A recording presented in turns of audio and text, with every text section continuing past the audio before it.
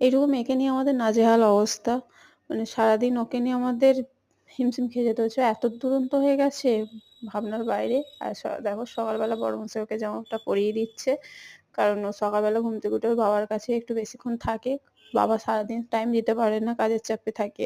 ওইজন্য একটু সকালের দিকটা ফাঁকা পায়, সেই টাইমটা থাকে। আর রাতে যখন আসে মেয়ে ঘুমিয়ে যায়। তো সকালের দিকটায় দেখো অবশেষে জামাটা পরাতে পেরেছে। আর এদিকে বড়মশাই দেশি মুরগির মাংস নিয়ে চলে এসছে হাজির। আর তাও মুরগিটা পুরো মানে কি বলবো, মেয়ে মুরগি ছিল, কেমন ডিমগুলো হয়ে আছে। আমি ওই জন্য বড়মশাইকে বলছিলাম যে তুমি এরকম মুরগিটাকে নিলে।